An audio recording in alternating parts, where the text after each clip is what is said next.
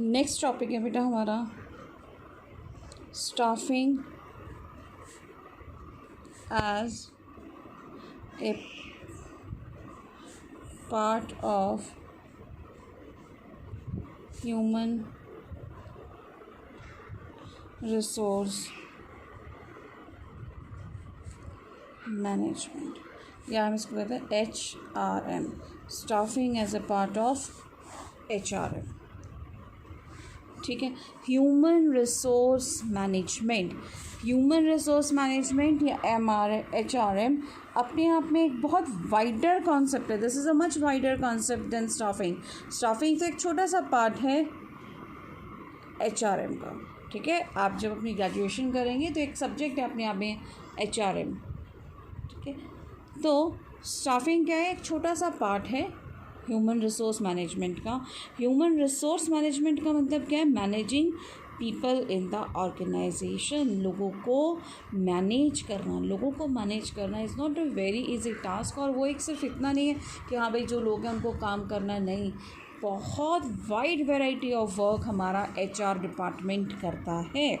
और एक ऑर्गेनाइजेशन की सक्सेस किस पे डिपेंड करती है, ऑर्गेनाइजेशन की सक्सेस डिपेंड करती है कि कितने अच्छे से हम अपने स्टाफिंग फंक्शन को करते हैं। अगर हम स्टाफिंग फंक्शन अच्छे से परफॉर्म कर रहे हैं, we are able to maintain a satisfactory and a satisfied workforce, तब हमारा ऑर्गेनाइजेशन का सक्सेसफुल होना पॉसिबल है। ठीक है, human resource management is a wider concept, is a big concept. Human resource management, जितनी भी बड़ी बड़ी कंपनीज़ हैं वहाँ HR डिपार्टमेंट नाम का एक अलग से डिपार्टमेंट होता है और वो HR एक्टिविटीज़ करते हैं। इस टॉपिक में आपने क्या याद करना है, इस टॉपिक में आपके पास ह्यूमन रिसोर्स मैनेजमेंट के फंक्शंस हैं 7 to 8। वो 7 to 8 फंक्शंस आपको लिखने हैं, आपने याद करने हैं।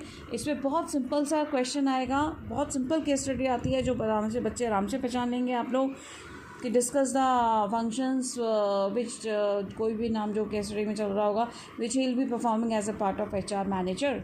तो आप बता देंगे कि वो HR मैनेजर बन के क्या क्या फंक्शंस कर रहा होगा। ठीक है, जितने भी मैं फंक्शंस पढ़ूंगी मैं कोशिश करूंगी सबको एक्सप्लेन करने की, और सारे फंक्शंस में 1 by 1 अपनी लेटर वीडियोस में एक्सप्लेन करूंगी। फर्स्ट फंक्शन है रिक्रूटमेंट। रिक्रूटमेंट का मतलब क्या होता है, सर्चिंग फॉर द पीपल। ठीक है, हमारी सबसे बड़े चैलेंज क्या है कि सही लोगों को चुन के अपनी ऑर्गेनाइजेशन में इंटरव्यू के लिए लेके आना। That term is called recruitment. Recruitment is searching for the qualified people. उसके बाद है preparing job description। Job description का मतलब है ऐसा डिस्क्रिप्शन, ऐसी डिटेल जो पूरी जॉब को बताए।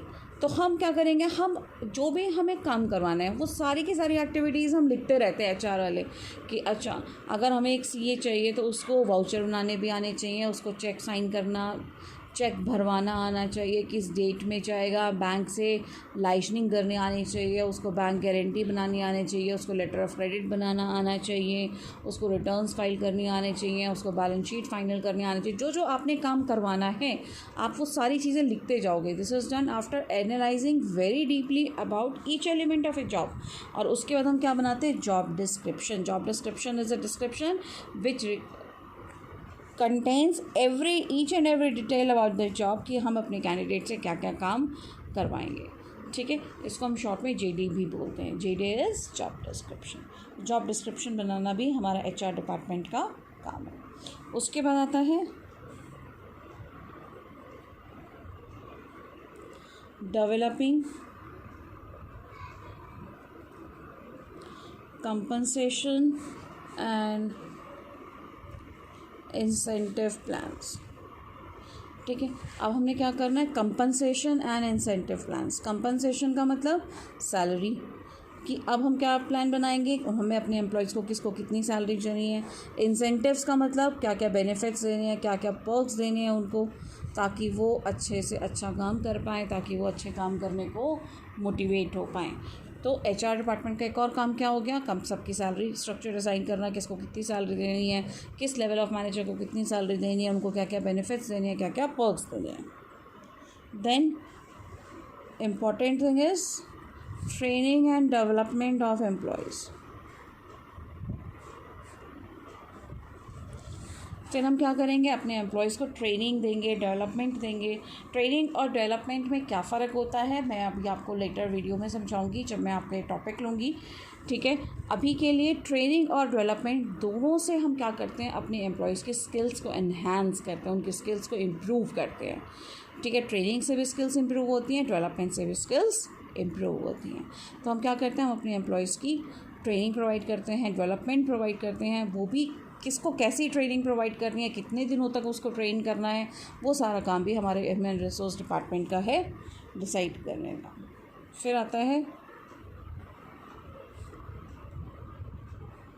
Maintaining labour relations. Labour relations या आपने एक नाम सुना होगा ट्रेड यूनियंस, सुना है ना. ट्रेड यूनियंस क्या होती हैं, वर्कर्स की यूनियंस. जो भी लेबर यूनियन हो गई, ट्रेड यूनियन हो गई, उनसे अच्छे रिलेशन मेंटेन करके रखना, उनकी जितनी भी डिमांड्स हैं, उनकी टर्म्स एंड कंडीशंस को समझना, उनके बीच में लाइजनिंग करना ताकि कहीं भी कोई भी डिस्प्यूट ना हो. हमारे वर्कर्स एकदम से हमें ना कह दें कि they are going for a lockout, वो एक स्ट्राइक के लिए जा रहे हैं, कोई भी अनड्यू डिमांड एक साथ ना रख दें.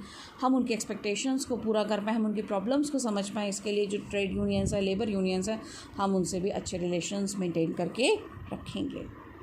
फिर आता है हैंडलिंग कंप्लेंट्स. जितनी भी ग्रीवेंसेस हैं, जितनी भी शिकायतें हैं, जितनी भी कंप्लेंट्स हैं, उनकी जितनी भी दिक्कतें हैं, उनको हैंडल करना भी किसका काम है, हमारे HR डिपार्टमेंट का काम है. फिर providing for social security schemes. Social security schemes का मतलब क्या होता है, सोशल सिक्योरिटी स्कीम्स का मतलब होता है कि जैसे PF हो गया, ESI, PFS प्रोविडेंट फंड में कंट्रीब्यूट करना, ESI में कंट्रीब्यूट करना अपने एम्प्लॉयज़ के लिए. तो वो सब क्या है, अपने एम्प्लॉयज़ की LIC पॉलिसी ले लेना, ये सब चीज़ें क्या है, सोशल सिक्योरिटी स्कीम्स है. ठीक है, इसमें क्या कौन सी स्कीम हमें अपने एम्प्लॉयज़ को लगानी है, किस स्कीम हमारी कंपनी फॉलो करेगी, ये सब चीज़ें डिसाइड करना भी हमारे HR डिपार्टमेंट का काम है. And last is defending the company in lawsuits. Lawsuits का मतलब क्या होता है, सूट का मतलब कोर्ट केस, हमने 11th में वर्ड पढ़ा है. ठीक है, तो जब भी हमारी कंपनी के अगेंस्ट कोई भी कोर्ट में केस हो गया या हम केस कर रहे हैं, अपनी कंपनी का साथ देना, या किसी और ने करा तो अपनी कंपनी को डिफेंड करने में कौन सा लॉयर हायर करेंगे, कैसे काम करेंगे, क्या क्या डिटेल्स फैक्ट देंगे, ये सब काम भी हमारे HR डिपार्टमेंट का होता है. आपने इसमें सिर्फ फंक्शंस ये याद करने हैं. ठीक है, आपको मैं नोट्स प्रोवाइड करूँगी, यहाँ से जो इन वीडियो से आप समझेंगे, और जो नोट्स वाली वीडियो है, जो नोट्स वाला PDF मैं आपको दूँगी, उसको आप अपनी कॉपी में मेंटेन करेंगे.